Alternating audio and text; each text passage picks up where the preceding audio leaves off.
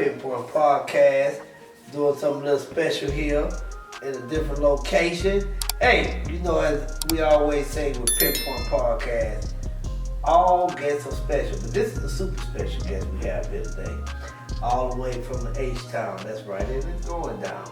We have Mr. Jesse Hill, good friend of mine, brother from another mother. Since the second grade, we've been brothers from the other mother. So, we're going to introduce him, but you know, first we talk about what Pinpoint talks about. Let me take a sip. Since it's Memorial Day, I can take a sip. Well, shit, I take a sip every day, for real though. Mm-hmm. But listen, at Pinpoint Podcast, y'all know all things is real estate. But today we're going to talk about something real in the world. Mr. Hill coming down, he want to talk about his experience.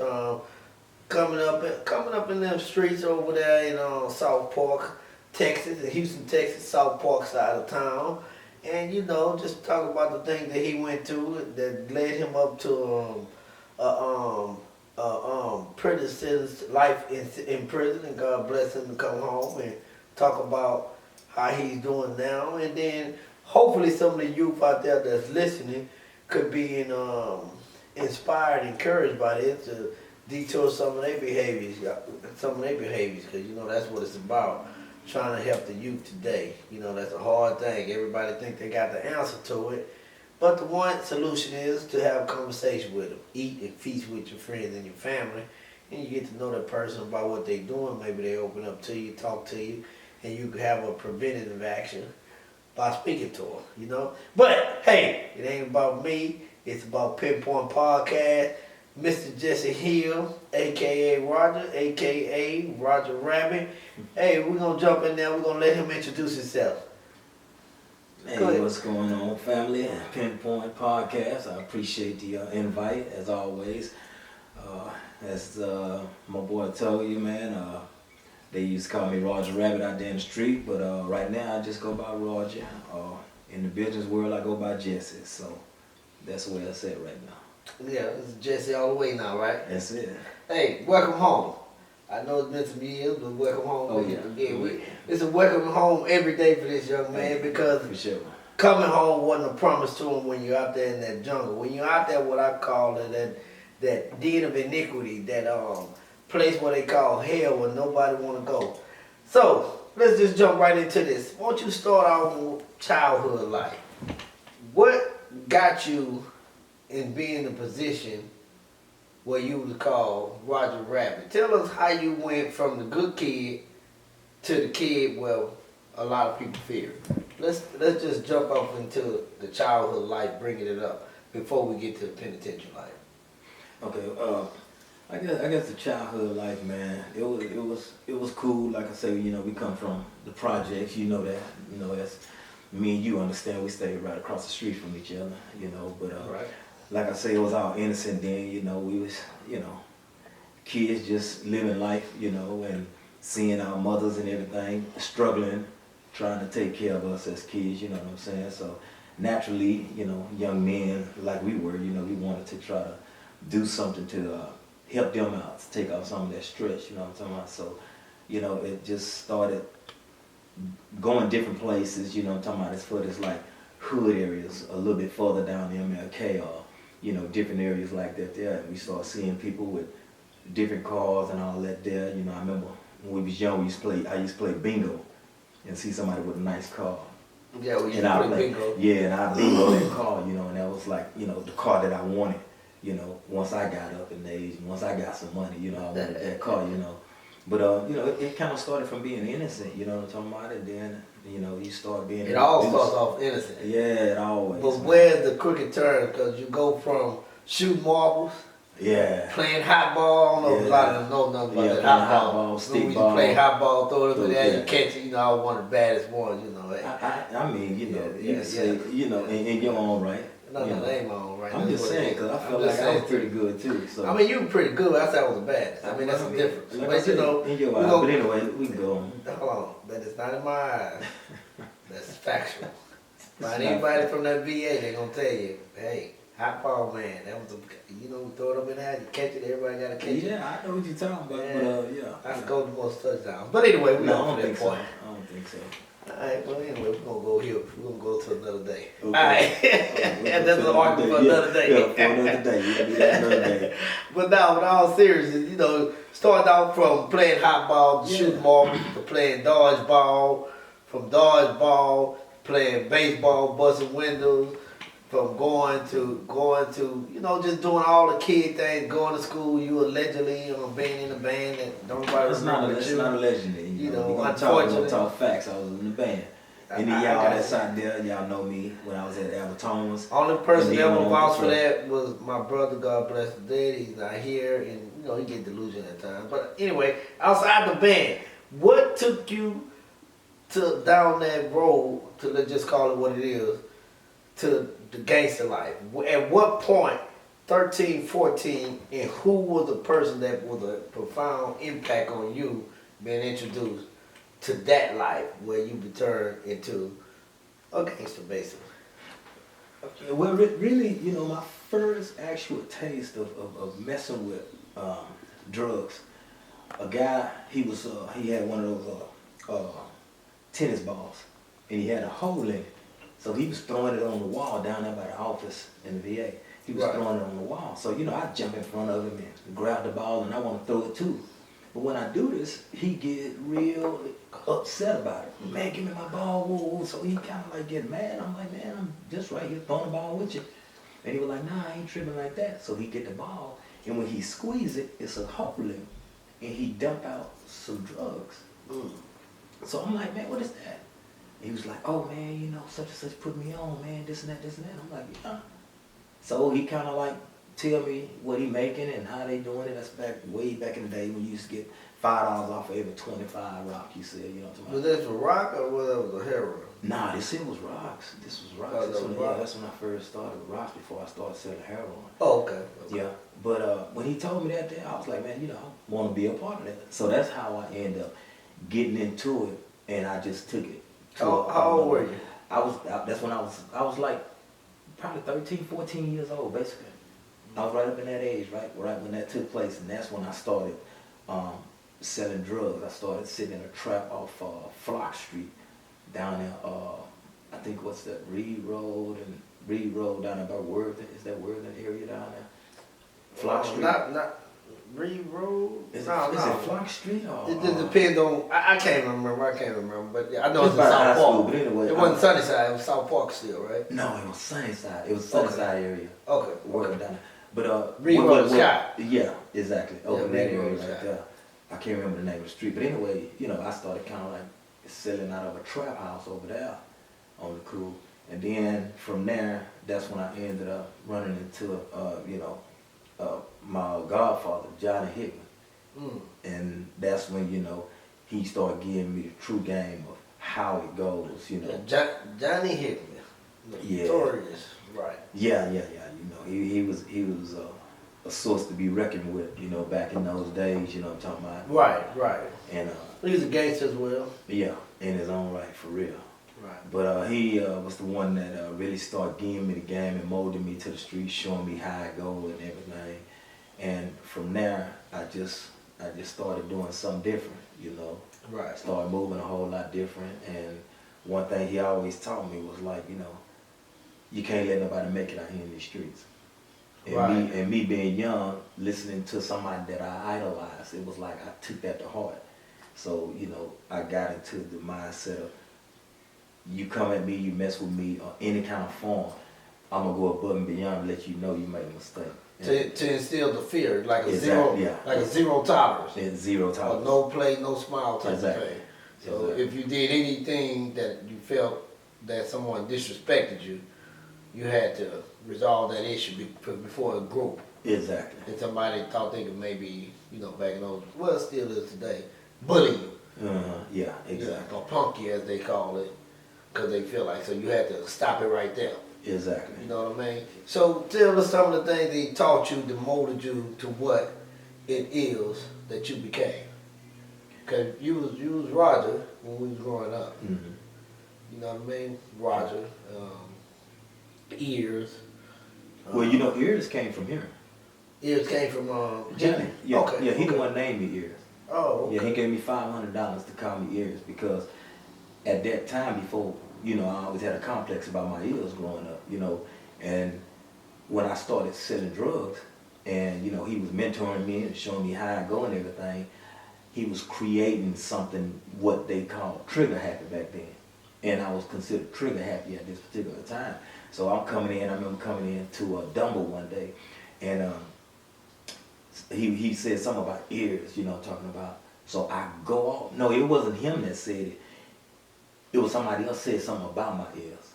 So I went off, you know, I'm ready to fight the whole, and you know, all these guys here wrong. So I'm ready to fight, I'm ready to go off. So he laughing and stuff, and so I get more upset about it. So he was like, man, look, I tell you what, man, I'll give you $500, let me call you Eels. That'll be my name for you. And that's how Eels came. $500, I'm young like that. I'm like, oh man, I ain't, okay, cool. So where Roger Rabbit come from? Roger Rabbit came later on down the line to where, you know, I got quick at just tripping, you know. What they called it tripping. It just Trigger happy, busting somebody. yeah. It's like a lot of times people don't understand that I was so laid back to where they don't see or pay attention to when somebody poking me. You know what I'm saying? Right. It's just that when you poke me, I go to a whole nother level of my response. And at the end of the day, that's all they saw, my response. They don't see what this dude doing in the background. So I got to the point where I don't care if you see it or not. I'm gonna do me. I'm gonna do what I'm gonna do. So that's why, you know, Roger Rabbit, I was just quick to start acting out. And I know you one of the first persons that I know of that brought the drug lords down to the VA where we grew up at. And like you say, you started early, because I know in 1982, I was 13.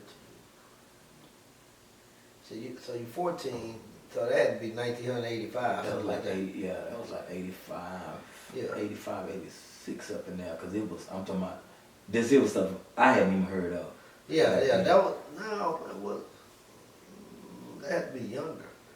No, Because in okay. 88, I remember this, 1982, I turned 13. And I always remember that because that's when I started drinking. Yeah, right here. So I guess that's 85, I was 40 years. 15. Yeah, so 85 is 15, so I was it had to 15. be 84, 83, 84, because you right behind me. Yeah. When the crack was. I thought crack came out at a later date because I was introduced to it at a later date. You know what I mean? No, So- it was. So what made you come over there to the VA? It was a lot of us over there, and you were one of the ones that brought it over there to where people of our peers, because you know we had so many gangsters and killers over there where we was growing up at. What made you come over there to the neighborhood and say, I'm going to put it together over here and make money? Man, you know what? You know, just being straight up honest, man, I don't even know exactly what made me say I'm gonna go to the VA, but I started seeing, you know, people that was smoking drugs and all of that. I'm seeing them right there, so I'm like, I might as well put some dope over here too. You know what I'm saying? So when I started doing that, you know, it just became a thing. You know, couldn't know anybody come over there and sell no drugs or whatever. And then you had Harry and them that was over there, which was Johnny. Yeah, they Hickman's had brother. them. Yeah. Yeah, Johnny. They was in the Hickman's front. brother. They Yeah, was yeah, in the front of the VA. yeah. They was up there in the front, but they were actually from Channelview. Right. You know, right. so you know, you had those guys. You know, they was over there because you know that was actually Johnny Hickman's brother, little brother-in-laws, because I think they was married into the family or something like that there through one of their sisters. Right. Yeah, so they was over there, you know, and then we just all started doing our thing, you know what I'm talking about. But I think the whole thing about it was that I was the most aggressive out of all of us that was out there. You know? And that come from us growing up, Exactly. being aggressive before any drugs came about. Yeah. We was aggressive when we was in the first grade, second grade, growing up fighting. I mean, because that's what we had to do over there. Exactly, yeah. You know what I mean? It was like a pack of wolves. You got and then you had, well, you know, like lions in the jungle, pack of wolves running with a pack. Mm-hmm. You just had to beat somebody. But what we're going to do to where we're going to build up to where you got your life sentence and while you're here, we're going to take us a 5-minute break and we're going to get us some, well, I don't need another drink. But we're going to take a 5-minute break here at Pinpoint Podcast. Because like I say, today is something different. Normally all things real estate. we're going to talk to Mr. Hill about his life growing up and then going inside the system and God blessing him to get out that life sentence and coming back home. We see you in 5. Introducing to you Pinpoint Foundation's Real Estate Lounge, a unique experience in all things real estate and other business ventures. Pinpoint is an expansive company that is driven to put our customers' best interests first in all aspects.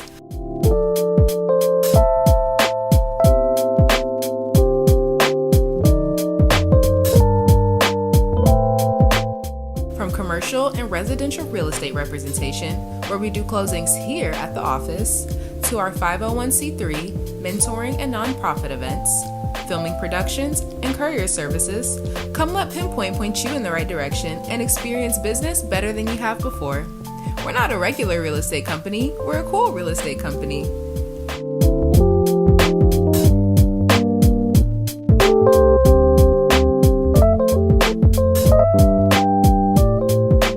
Visit us on our websites, pinpointbrokers.net and pinpointfoundation.org, and check us out on our social media platforms. Pinpoint Foundation is always accepting donations through Zelle to Pinpoint Foundation or through mail-in checks. See you soon. But anyway, we're going to go back to you meet Johnny Hickman. Johnny Hickman turning you on. You're down in front of the VA. You come on over there. Everybody start getting, selling drugs over there. Selling crack, right? Yeah. Crack over there. Crack over there. All right. So, and then once you come over there, you start doing things. How did people come gravitating to you and want to get dope? Your friends? I guess it was. Now, I'm not talking about the people who was on drugs, buying the drugs. No. You talking about my partners and stuff like Yeah, that. your partners, because you had an influence on that. You had a profound effect and an influence on that just as well. So let's want to lead up to that. Yeah, well, that was just one of those things to where I'm always trying to look out for my partners, just like you. You're a person, you always try to look out for people that you deal with or whatever. And that was one of those things. So it's like, my partners, they over there, they want to get down or whatever, I'm gonna put them down. You know what I'm talking about? But even with that back then, I had some partners that I had to deal with on a certain level, because in that game, I started realizing that people would try to handle you a certain way, rather use somebody that's buying and you don't know them, or somebody that you do know that owe you some money for something in front of them. So either way it goes, I just had to start handling them like I handled everybody else. Right. So, you started off with the drugs. How did you end up picking up the gun? Because, we grew up fighting. Yeah. And we were pretty good at it. Skillful at it as well. So, all we did was fight. Somebody got out of line and, like we was talking before, we didn't do no jump on nobody. We do a one-on-one. You catch, what we call it, catch a square, one-on-one. Yeah. Now, if you had 10 other people with you, I tell you what, you know how we used to do, I make it away, I'm gonna bring my partner, but we still gonna get that one-on-one. Yeah, we're gonna get that one-on-one. Ain't gonna be no thing, 'cause we gonna know how each other's hands is. Yeah. So what drove you from there and getting into the pistol play? It came with the game. It came with the territory. It just, like I say, you say you have people that see that you get money, you're starting to have a little something, they want what you got. So they come in, I remember sitting in a trap. I was real young and I was sitting But in who a trap. taught you about the gun? No, Johnny Hickman. Okay. Johnny Hickman really started giving me the game on the gun.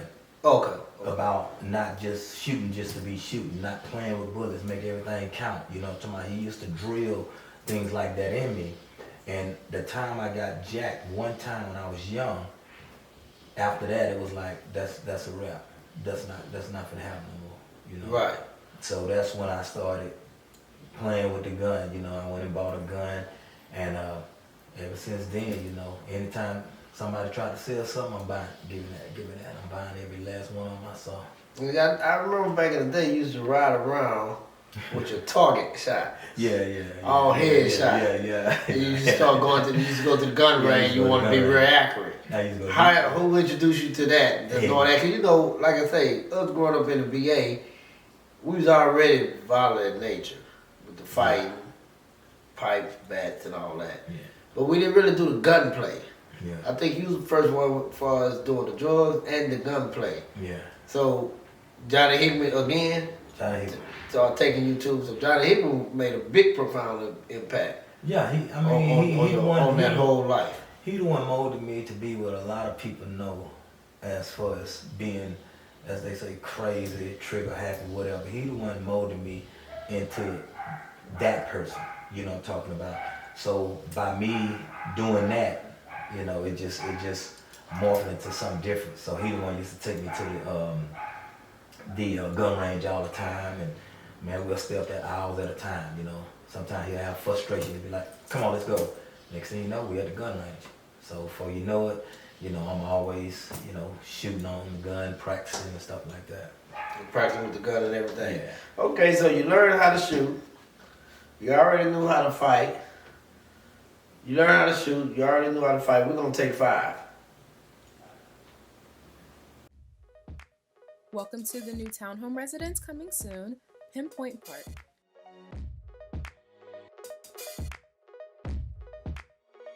These modern luxury units will be located on Butner Road in the heart of Atlanta, Georgia, just minutes away from the downtown area and the Hartsfield-Jackson Airport.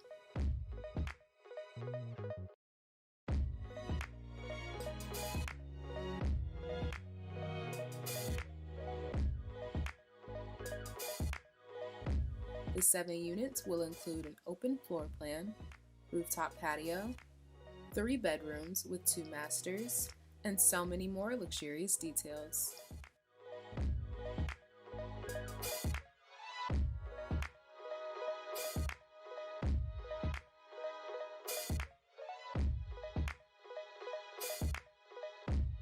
For more information on Pinpoint Foundation's latest development, please visit pinpointfoundation.org.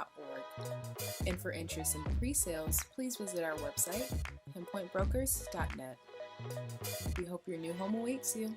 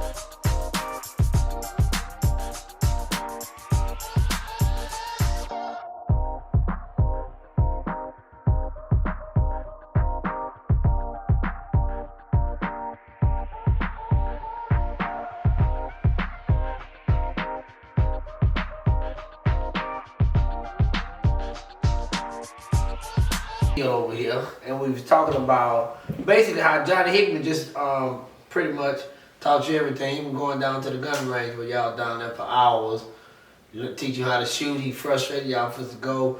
So tell us some of the things that you used to see Johnny Hickman do in that behavior pattern that you picked up, because we already know about the drugs. We'll get more into that later, but it seemed like he was just molding you to be that gangster who you came out to be.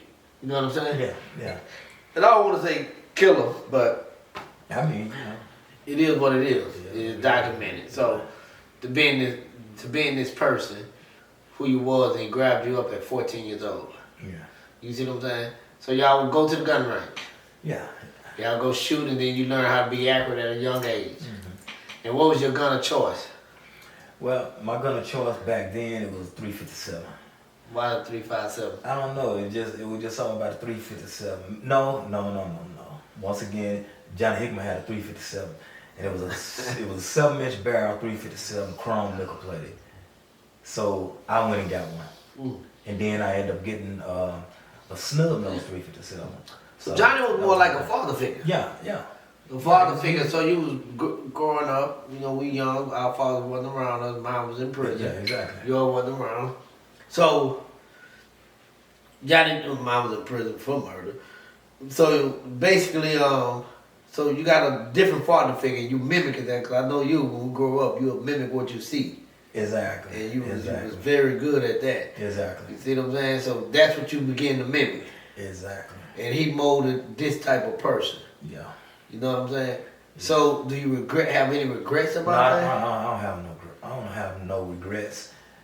I just wish things probably, you know, when it came to the serious violence back up later on down the line, wish things probably didn't have to go there. But I don't regret nothing, man, because I look at where I'm at today. So I'm you know, it is what it is. You know, I'm talking about not saying that being, you know, nonchalant about it, but you know, we all go through something like, you know. Yeah, right. And your past is what molds you. Right, to be the person you are today. So, you know, that's why I say it is what it is, you know. But John Hickman, man, he taught me a whole lot, man. And it was only one thing that I wish he would have taught me that he didn't about the exit game. I never had an exit plan. I never had an exit. Right. Everything was just street, you know what I'm talking about? And as you know yourself, you know, right, me not having an exit plan, what took place with that. Right. So, not having an exit strategy. So we're going back to the drugs. Who was one of the first persons that you can remember you put on that, one of your friends that you put on selling dope, making money? Because all of us grew up poor, but you know, we had our hustle, whether it was selling candy, whether we was going up to Rice or any other grocery store, sacking groceries, making the people be taking your groceries out because you're going to give us a tip because we want this bread. You don't give us no tip, we're going to put your groceries in the back of the trunk and slam everything on top of it to make sure you mad when you get home. You know, unfortunately, you know, we kids, that's what we did. You know what I mean? We work, but I mean, you try to play us, you know how that did works. that more than anybody. Yeah, if you didn't get the right tip, you know, even if you got a tip, you know, I remember you still doing that, but you know. Nah, see that you was going on the right track. If they tip me, well, nah, you right. If it wasn't the right tip, you was still a bash the eggs. Cause if you took out 10 and 15 bags of groceries, and they gonna give me a quarter, I got a good memory.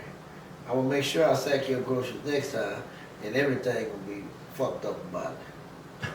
Yeah, you right about that. You gotta give me a couple dollars. You know, a couple dollars went a long way back then. Yeah, long way. We used to stack groceries. You know what I'm saying? Oh yeah, long way. Hey, you know what I'm talking about? Mm-hmm. So go back to the drug business. Who was somebody you put in? Like I put all y'all on to the grocery, selling groceries, taking the candy money when them. Remember they used to pick us up and take us way out to the big houses. Yeah, out there to sell candy and the man used to think he just gonna make us give him the money. I used to tell everybody, anybody get that man that money, you know you gotta fight me. We ain't giving him shit. Think he was use us sell up all his candy, some little boys out the hood, and then you gonna take all the money. Nah, we gonna take that money, brother, and the candy. We're gonna make sure you don't come back your ass over here. Yeah, it was the 80s for you right there, boy. Yeah, that's what I like. Well, who was one of the first person, a couple people you put on? Well, back then when I started, you know, getting my little old rocks and you know trying to do a little something, I remember I used to give Keith Jones, one of my partners, you know, he did now. Yeah, Keith Jones. Ronald, Brock, you know, you know. Nah. Yeah. That was later. Yeah, that was later on down the line, but you know, it was like I say, later on down the line. It was one of those things I just always wanted my partners to, you know, have something, but then at the same time you can't look out for everybody. I learned that too. Yeah. Not understanding that I was learning back then that you couldn't look out for everybody, but it was one of those things. Yeah. Yeah, now you can't look out for everybody because that was one of the things that you thought you good, but we didn't have nobody to teach us nothing like that. We was learning as we go. Learn as you go. So you putting people up, and then I know the jump in foreplay. I know one of our partners, like our brother, Keith Babby. Yeah. I remember he working in a warehouse. Yeah. He's over there by. Yeah, cause he used to stay with us. Then he moved back over there. Yeah, I don't know what the warehouse was. Yeah, it was a warehouse over there for airport. Yeah, going towards the airport. Yeah, on the airport, going towards the airport. Yeah, Hobby Airport. Yeah. Mm-hmm. Yeah, then I know you ended up putting him on, and he became like a big time figure in South Park area. You know what I mean? You put him on to it. I know he had that in his movie too. Yeah. I seen it in the movie when I came home. I seen it in the movie. You know. And it was like I remember because I was out and I was doing my thing in the street. At this time, now I'm really making a name for myself. I'm doing a whole lot more now. And I remember him, he used to come up and ask me, for some change to go do this and that. And I used to always give him money. So he used to be like, man, where you get all that money from, man, and this and that, I'd be like, man, quit asking me, I used to get on by asking me stuff like that all the time. I was young, it just, like my mannerism came from Johnny. So a lot of stuff that I done and said and responded to really wasn't me. It was something that I see how he done. Something you were mimicking. Yeah, something I was mimicking, and not really understanding it at that time, you know what I'm saying? But it was one of those things, he'll ask me stuff, man, and I'll give him a response, and he'll be like, I guess I throw him off because, we younger than him. But it's like, I remember telling him, I said, man, look, I tell you what, man, when you get paid, bring me your check and I'm gonna show you something. Right. So I remember him bringing me his check and I flipped it that day. And I think I gave him a couple of grand or something like that there. And that was a lot of money back in the day in the 80s. Yeah. So he was like, man, man, so. I took that and flipped it again for him. I think I flipped it like two or three times for him, something like that there. And then he was like, man, man, I want to get down and whoop. And then, I remember used to telling him, man, this ain't for you, because he wasn't that kind of dude that I saw was a street dude. He was cool, he had a little old car, and then he was working, what I'm talking about. Yeah, he bought he had them, the New Yorkers? The New Yorkers, yeah. He fixed his up working. But he always fight, because he fought with us as well. Oh, yeah. All of us fight, yeah. He gonna definitely get out there and do what he do, man. Yeah. But I remember the fighters back then was me, AB, you, Key,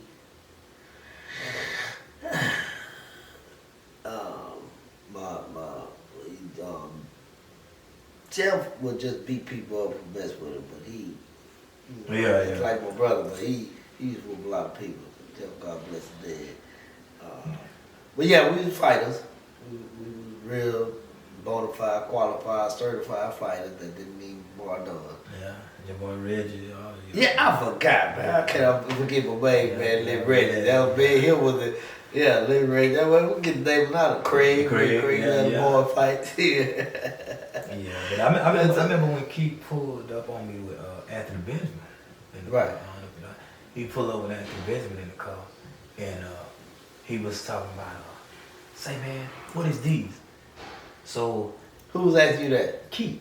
So Anthony done told Keith, hey, let's do this and let's do that, and I guess they went and bought something. And from somebody else. And Carly said cooking it or cutting it or whatever. So, Anthony, back then, Anthony want to get, he want to get every dime, out of whatever he got, you know what I'm talking about? Right. So, I remember him pulling up on the side of me, and I'm up there in the front, doing what I do, and he was like, say, man, man, what's these right here, So I said, what the nickel piece, dime piece? $5 or $10 piece. So he was like, see, man, I told you now, man, these supposed to be 25. I said, 25? So I pull out mine, and I said, no, these 25s right here. And back then, in the baggies, we used to have like 2 pieces, what I'm talking about, in one baggie for $25. So he was like, man, so I was like, man, I should. He wasn't giving enough. You was giving too much. I wasn't giving too much. I was giving what I was supposed to give. Yeah, that's what I'm saying. That's what I'm saying. Yeah. They was crumbing, as they say. Yeah. Crumbing and short stopping. Right. Right. But Keith was trying to find out how it went. He wanted to know. What's Oh, up. You didn't put AB on. No, I ain't put, no. I know. No, I didn't. No, I never put AB on, but due to the fact AB was from over there where we was from, AB, he went out there and, he did what he did, but AB basically, he never sat in the group with us when we was up there doing our thing. He always kind of like off over here because he already, to be honest, he knew that what we were selling was going to outsell what he had. Right. Because it wasn't going to work like that. Right.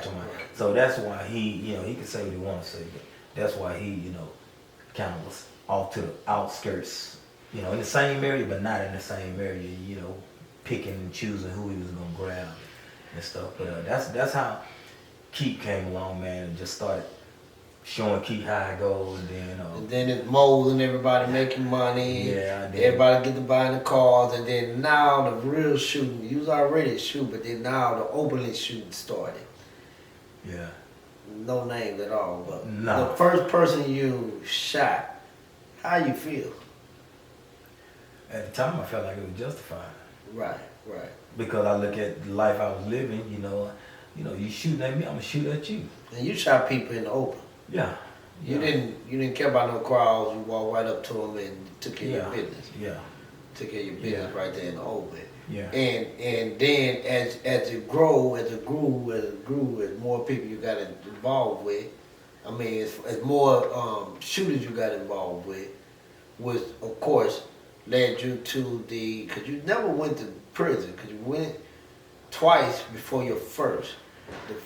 You never went to prison for drugs. No.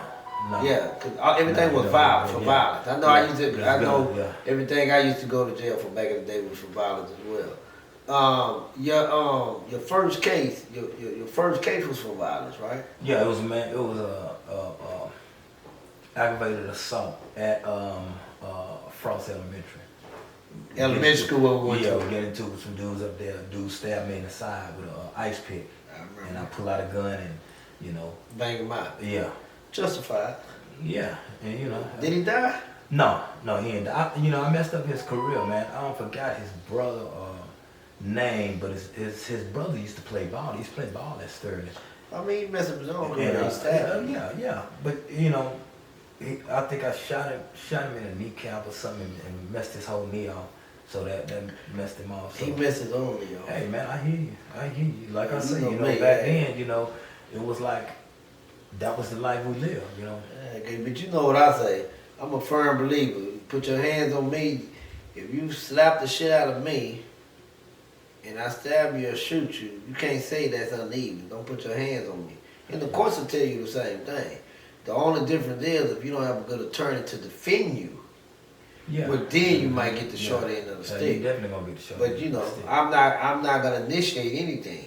Mhm. But I'm gonna entertain everything. Yeah.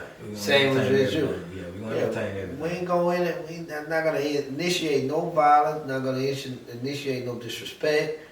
Ain't gonna put my hand on nobody. However, you do something to me or mine, hey, it's just an understanding. Yeah. I'm entertaining. I forgot to tell you. You know, for the entertain that shit, man. Yeah. I mean, that's what you did. So, it's Pinpoint Podcast show, Yeah. baby. I mean, you can say you messed this shit up, but I'm gonna interfere and say no, you didn't. That nigga did it to himself. But go ahead and finish with us.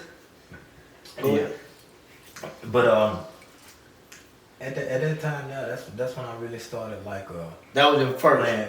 Yeah, that was my first. That Right. was my first. That was the first case because I think I got a probation. I got the first adjudication. And then you violated. That's when you took your first Yeah. ride. Cause your first ride, you went where? I went to Beto. My first ride, I went to Beto, but I basically did a turnaround. Right. But So- you was gone by what, 8 months, 9 months? Yeah, but I was in the county though. Right. I was in the county. I was in the county then when I took my first ride. And I I remember- pretty much done all that time in the county, and then by the time I went and got processed through, I basically came right on out. And see, they'll do that to give you a number. Right. The X on your back. So it's like, his time finna be over, but we're gonna still send him on out and instead of letting him go out through the county to where I don't get a TBC Right. number. Okay, so then, you're gone. You come back home. Yeah. Jump right back in the streets. Yeah. Get right back in. Johnny Hickman still living. At I think he got time, killed the second time you went in, right? I'm trying to see. No, I think he got killed the second time. Yeah, cause I remember still living, cause you still, but he's still living, so you get to kicking with him more. Yeah. No, Johnny got killed the first time I went in. Smitty got killed the second time. Oh, okay. I know somebody. Smitty got killed the second time I was going in. Yeah, so I just came out, like I said, I did probably about 6-7 months, something like that, in the world. Right. And ended up going right back. Going right back. Yeah, for some more pistols and stuff like that. And that was the second time you went in. I think you and Jay took that ride together. Yeah. Y'all did 2 years. Yeah. Yeah, you're 2 years Yeah. all the way from the county, all the way into all the the way, joint, all the way to the all joint, the and way then came home. on home. But in between that 6 or 7 months that you was out from the first time you wreaked havoc. Yeah. Then you go, cause you was on the streets. You got to think about our lifespan. You started at 14. The first time you took your ride, you was what, like 18? 89. 1989. 89 is when I took the first After ride. that's right, cause after the shooting. After I got shot, cause remember I was still messed up when they sent me to jail. Matter of fact, you took me to my court. I took you to court. Right. You took me to court. And I was in the car Yeah. when you got shot. I know we hear the stories, but let's go on here on Pinpoint Podcast and get a true story. Okay. I know Keith got his part of the story, and when I seen his story, I called him and me like, man, why you put that bullshit out there? You know that shit ain't nah. But we gonna catch you come right back. Pinpoint Podcast, we doing something different today, building up to what we talking about. Mr. Hill going in, doing his on the life sentence, and God blessing him to come back home. Hey, we be right back. Pinpoint Courier is a Georgia and Texas-based on-demand delivery service. We offer same-day, rush, and even direct drive delivery while guaranteeing top-notch, reliable, and quality service at the best competitive prices. Come try us out. Visit us at our website, pinpointcourier.com, or give us a call today for more information. Pinpoint, always pointing you in the right direction. Alright, welcome back. Let's jump back in with Mr. Hill. So what we left out here is the first bid you did. We kind of got into the second bid, but what we're going to do is we're going to back up. So the first bid you did was aggravated assault, right? It was aggravated assault, but I didn't do a bid on that. I know you didn't do a bid on it because you shot the guy in the kneecap for stabbing you with the ice pick. He well deserved the shit, fuck him. But anyway, however, you went and did a turnaround. No, you didn't win, you got probation. In deferred adjudication. And I violated the probation. And then you violated the deferred adjudication. That's when you went in. Got into a shootout at You went to Beto first. Mm-hmm. Or did you get in the shootout? got What violated? Oh yeah, what violated you? That violated me, the shootout. Okay. That we got into it at what's the name of that club off of Griggs? Somewhere down there. We get into it with some dudes, man. We got into a shootout. On OST? Griggs. Griggs, though. You Oh, talking about over there with Darren Scott and them at? Over there with Katie Griggs? No. Darren Scott was down on MLK by the And, River and Park. yeah, going up towards Griggs. Yeah, no, we on MLK and Griggs going back towards like where Fiesta used to be at on Macau Road. Oh, There was a okay. club right over there by the McCoy. I know exactly what club, but I Yeah, can't we used to remember the always be name. over Yeah, there. we always go there.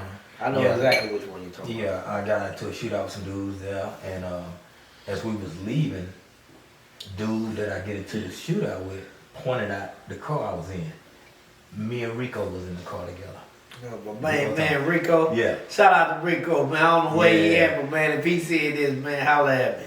Yeah, we. That's a good guy there, Rico. Yeah, matter of fact, me and Rico, we was leaving the scene.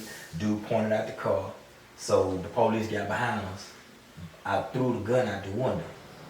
The dude went and pointed at the gun to the police, told the police that I just threw the gun out the window and all of that, so they get the gun. They take me and Rico to jail. I told them, nah, he had nothing to do with that was my gun or whatever. So they let Rico go that night. Yeah, I remember that. They took us to Palm Center, the holding cell they had right there in Palm Center. Right? Is it Palm Center? What? Yeah, I JC remember. Rico had to end up doing 6 months or something after that in the county, because I remember. We was hanging tough back in them days. Okay, because that's when I violated. Right. That's I think that's when I went. You know what, man? Hold up, I moved too fast. Remember, they violated me because when I got shot, I didn't press charges or nothing. And they came None of us press charges. Exactly. And that's when they came and told me somebody got to get off the street, and they violated my probation when they found out I was on probation. And that's when they gave. That's Let, when they gave. let's me let's the talk time. about Yeah, the shoot. okay. That's what we left out. That's We're what talking we about gave the me the shoot. I know Key had in his movie, his book about the shoot. Okay. And I picked up the phone and I called him when I seen his little movie. I'm like, baby boy, I wasn't in there. And then that third wasn't right. So let's tell this real story. Okay. This was the story. Cause you was shot 9 times. Yeah. This was the story. We was rolling, and we was picking up money. It was me, Keith, and Anthony Benjamin. Right. We was in the car at first. So we was gonna go to the movies with our gas. I was messing with a young lady named Dee Dee, my son's mother at the time. And we was all gonna go to the movies and, chill out. But we was gonna pick up our money out of the street first. So while we was rolling with chimichurri and all that, we was coming back. That's when we ended up picking you up. In the VA. We picked you up. Okay, I can't remember exactly where. Yeah, it was in the VA because I had just had a fight, and the police were looking for me again because I had just had a fight. I was always putting my hand on somebody who got out of line. Well deserving of it, you know what I'm saying? Okay. But I didn't never initiate nothing. I just entertained all that shit. Entertain everything. You got that right. So when y'all picked me up, Yep. We picked you up and we was rolling. We went down to the Orleans. yeah, because y'all still We picking went up down money. to the Orleans. We had that one last stop that we was finna stop, pick up some money. At this particular time right here, my recollection. Give yours, I'm gonna give mine if it don't match up. It's gonna match up the way I see it match up. But anyway, we went down to the Orleans. It's gonna match up because it's gonna be We went right. down to the Orleans. Hey. We was finna pick up this last podcast. Watch your last mouth. money. Much respect, Pinpoint Podcast. Much love. We just playing.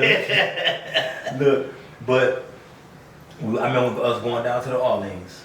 Now, I had a 12 gauge in the car because I had told them don't bring no guns because all of us in the car together, police stop us, I already know they finna search the car. So we didn't have no guns in the car. We had the 12 gauge only because Officer Hicks used to always stop y'all. yeah. Only reason we had the 12 gauge because Harry, it belonged to Harry and Daryl. I didn't know this at the time, but they ended up catching up with me after I got into it with Harry's brother and took it. So they was letting me know it was there. So I was like, okay, when I go back out to the house, that's when me and Keith them had the house and home clock. I had the gun with me. That's the only 12 gauge we had. We had it loaded. So when we pull up to the Orleans, we see Daryl. We see Daryl at this here time. Now, Keith, all of us see there. I'm sitting behind you, yeah, and AB sitting you behind and he was Keith. in the back, Yeah, Keith driving you in the and I was in passenger the side. passenger seat. And Daryl was on that payphone. On the payphone right there by the wash chair, Right. over there by the store in all these apartments. So I remember us pulling up. So we were like, somebody made the statement, there go Daryl. Keith, you know it was Keith because he was him and Keith had a fight. And see, Keith that's- felt like he you know had got the best of him. Okay. So everywhere he seen Daryl, Okay. that Keith was going bow, hit. See him at McDonald's, bow. You remember we used to go to the McDonald's right there on Colored and what's that? Red Row. Colored and Red Red Row. Row. Hit him, bow. See him in big bow. Just kept hitting him, dropping him. Okay. Because when they had that fight, he felt like he got the best of him because he was kind of choking him out. But he was choking Keith out because he was scared. You Yeah. follow what I'm saying? But see, the thing about it is this right here. And Keith, I didn't know. yeah, you didn't know all that. I didn't know the severity of him and Daryl's beef. Cause me and Daryl was all right. Me and Daryl was cool. All of us was already there. He was messing with my baby sister. Yeah, he messed with me and Daryl was all right. Right. But because of the relationship me and Keith had, he knew that him messing with Keith, it automatically gonna be with me too. That's just how we did it over there. But like I said, I ain't had no problem with Daryl. But I didn't understand the severity of the fear that they had put into Daryl at this particular time. So me playing around, I was like hammering at 12 gauge. Now, first, before that, remember we was coming in this way. This is coming in this way. Daryl was on the left. And we made the U-turn. So that meant you was on the right. Keith was on that side. Keith said, bump. There go Daryl. You and AB was laughing. Keith said, watch how fast this nigga run. Man, watch this nigga run. Man, I'm gonna make this nigga run. And then you said, bump.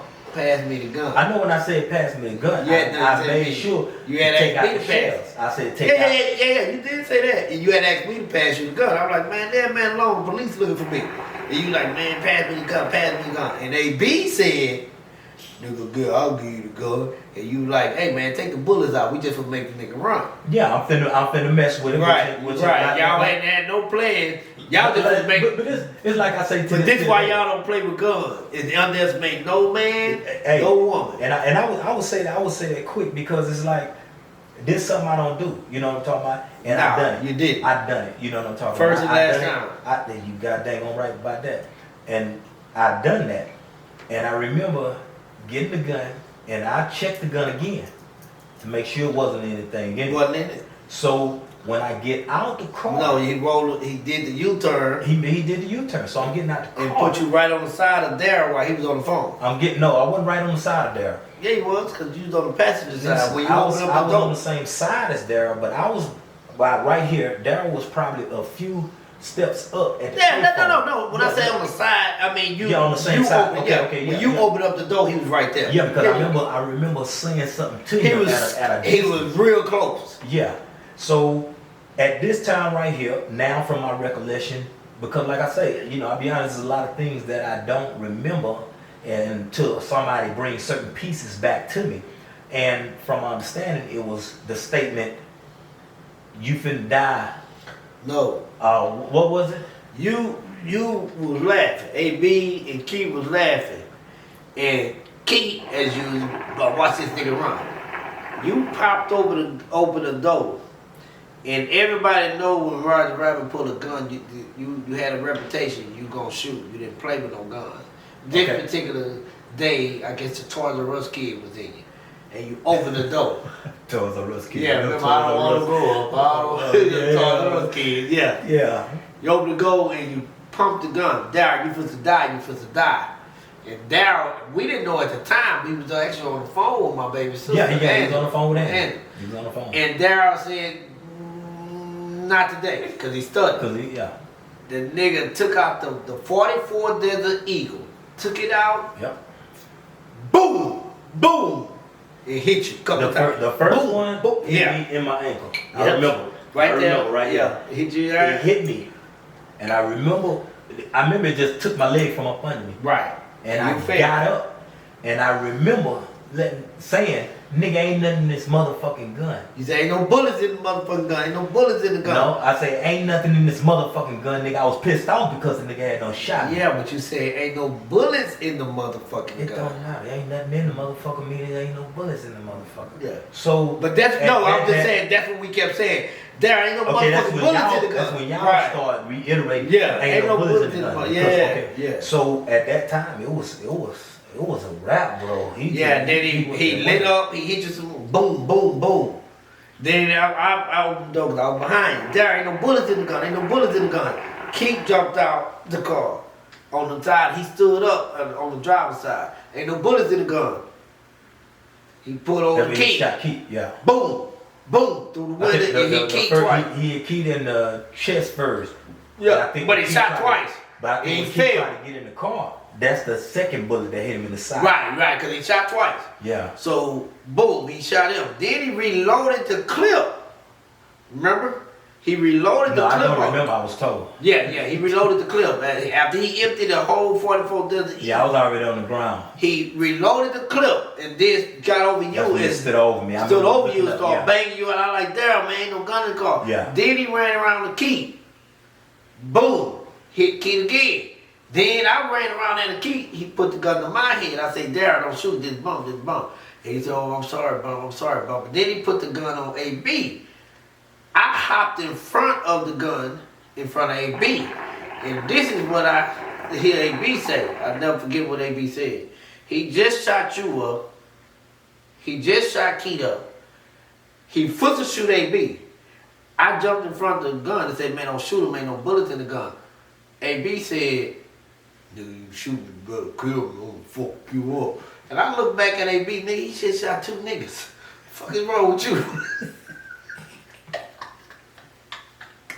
Hey, we was just some gangsters back in them days. They done scale. Yeah. I remember that nigga shot up and that nigga AB said, nigga, you shoot me, better kill me. Look back at that nigga, did you just see this nigga blow this nigga and reloaded the clip? Yeah. Then Big Buller and all them ran out from the Orleans. Yeah. And that's when the cops and everybody came. Yeah, the security guard used to be over there. And then they went. Remember, I was still conscious. But you was laying on the ground. You was hollering for bomb. Keith was hollering for bomb. I was on both sides. So then, when it go down, Buller and them came, the security guard came, Daryl kept that gun on him. Then the police came. They said, put the gun down, put the gun down. Daryl put the gun down, was putting them down. Before the gun left his hand, I remember AB snatching the nigga by the throat. I thought I remember AB hitting him or something. Nigga, AB snatched the nigga so fast. It was like he was waiting for him to release the gun.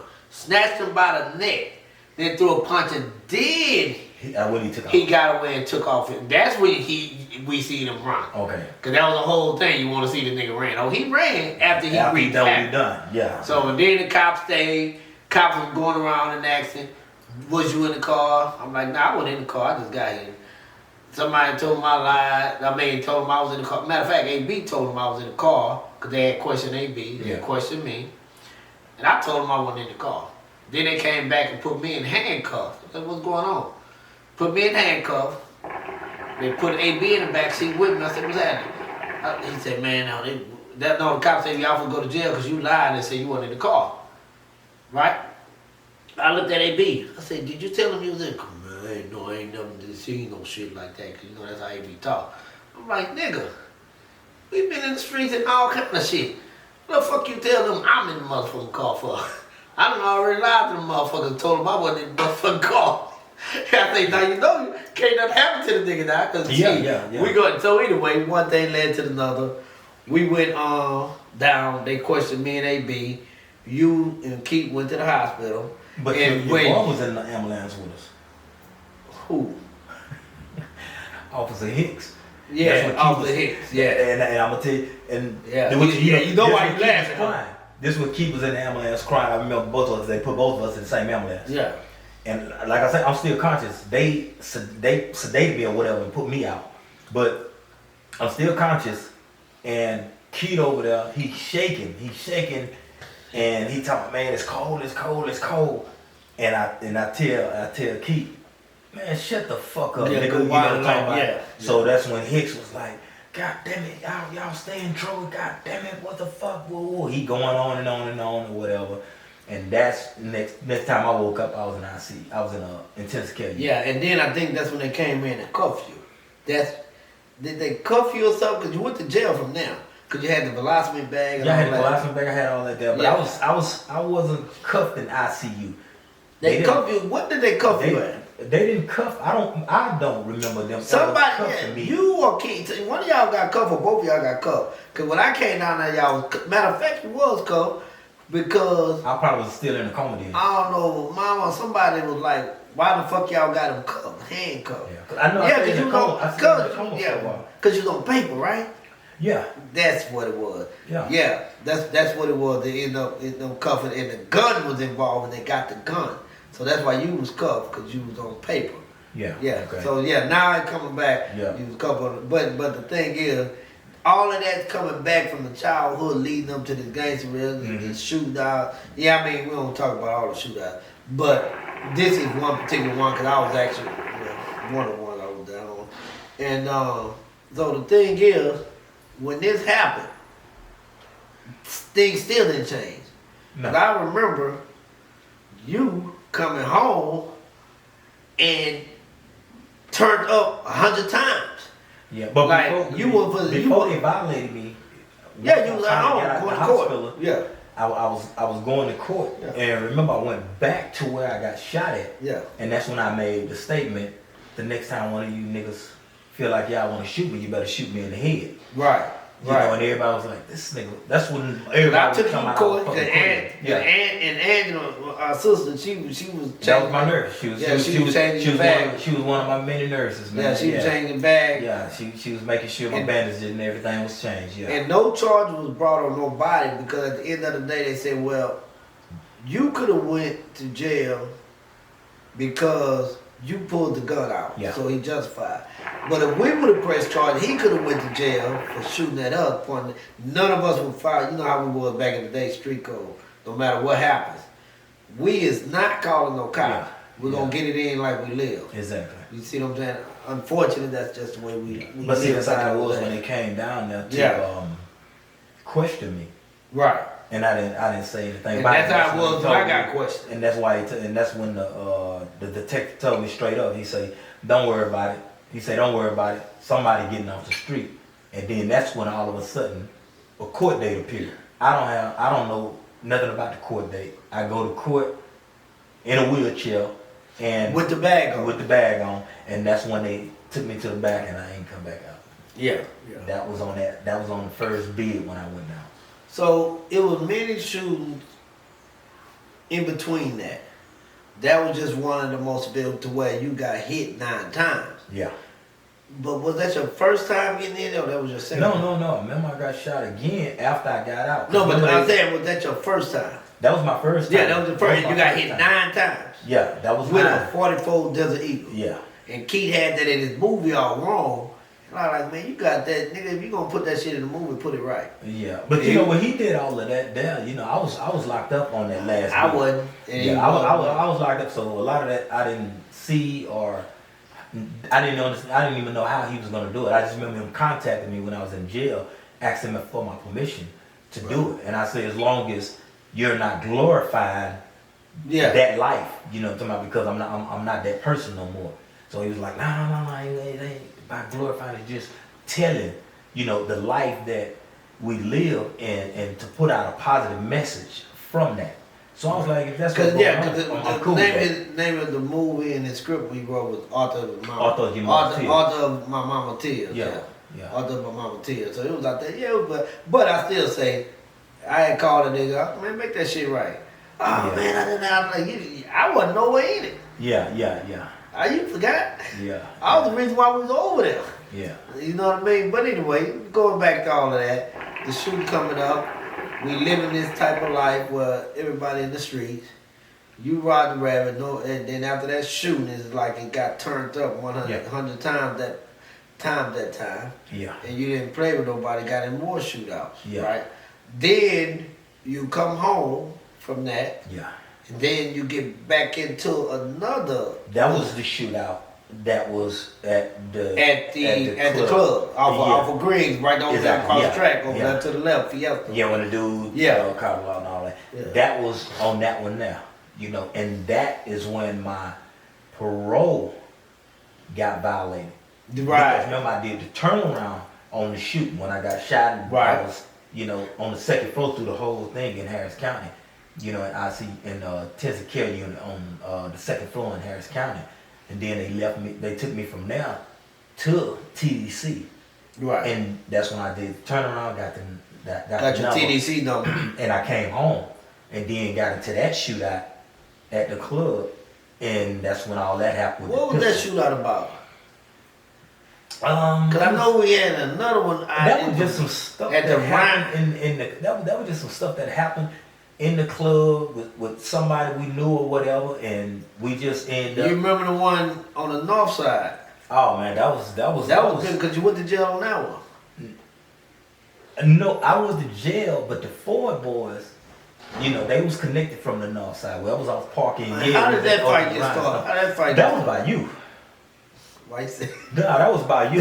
That was by you. Cause we was at me, Key, all of us. We was up there. Me, you, Key, that.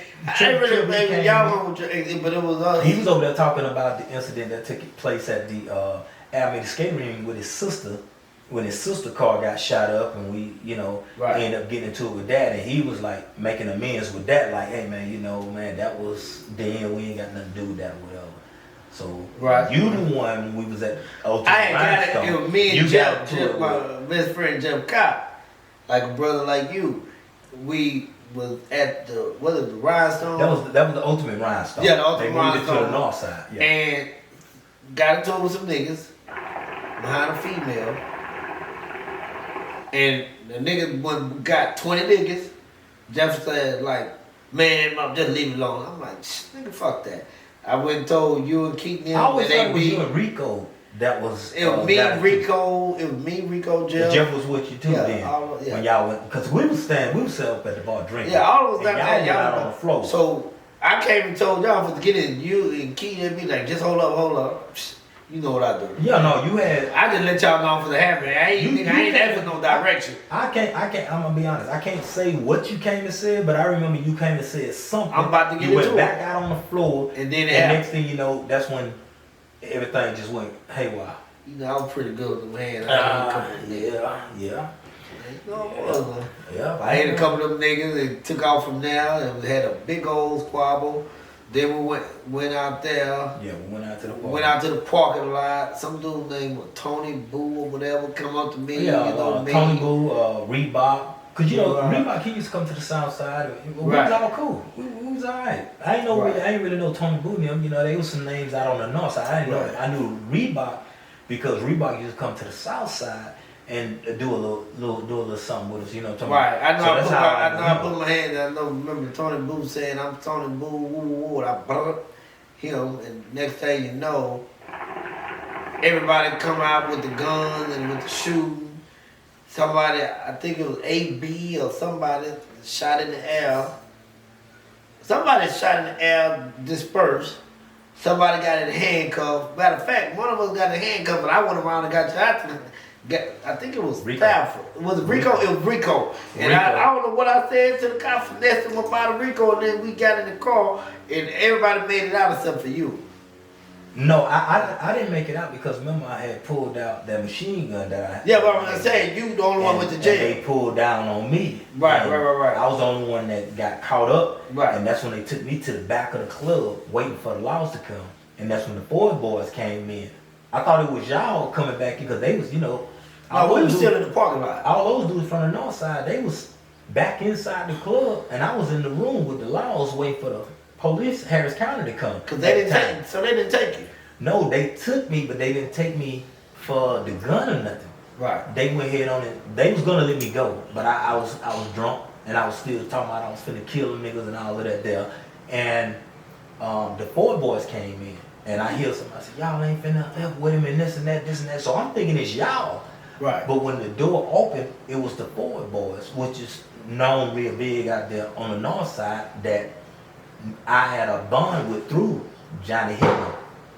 So the police, that's when they was like, well, we ain't gonna take him to jail, we ain't gonna charge him with this here, but we gonna just send him in a detox. I think they sent me in a detox tank with no charges, and then they let me out that morning. So we like I did a thing in Sterling High School. Remember one of our schools, and when I went and spoke there, I was telling them about time, and I took the time back from Frost Elementary all the way up to Sterling, all the way up to the adulthood life, and that's what we talk about now. So people have an understanding of what we're doing. What molded you to be this killer, to be this gangster, to get that life sentence? Yeah. So we know we can talk about any more shooting, but we ain't gonna do that. However, it was a lot of the shooters getting involved. Straight, I mean, you already been convicted of it. And creating a track record. Creating a track record is what they said. You building this identity. Exactly. And this character. Yeah. Because when you come home, we'll get to that later. Hicks, they in the other cop, they was like, they had to be trained for you. Cause you was notorious. That was on that last one. That's on y'all can find that on Pinpoint Foundation on YouTube channel. Yeah. When you was you at Thomas when you talking? But I was at Sterling when Hicks came. Yeah, I'm talking about that particular incident when he was speaking about that side of what was going on. So that can be found on Pinpoint Foundation YouTube when Mr. Jesse Hill speaking at Sterling High School. But we're gonna come back and we're gonna pick up from the rhinestone and gonna go back because everybody was still in the streets. Everybody still doing their thing from carols, main event. I mean, you have so many different incidents. And then it's the grand slam, which is why got you the life sentence. And ironically, I was involved in that because that's when I came to Atlanta. Yeah. Well, I came to Atlanta first from Yeah. a case that Uh-huh. that blessed me that they dismissed. Cause I don't want to say, I don't like to say I beat no case. Yeah. I like to say God bless me Yeah. in a position, and I Yeah, was true. fortunate enough to have an attorney and the case was dismissed. Yeah. That's what I always say. Cause people brag with, I beat that. Sometimes nigga, you don't beat nothing that you was guilty for. God just had a different plan for you to do a testimony. Exactly. True. But we're gonna come back. We're gonna take 5, everybody, with Pinpoint Podcast. Like we say, it's all things real estate, but today is just something about the streets that we're gonna give back and hope whoever listening out there, it can help change their life. All right, we'll be right back at you.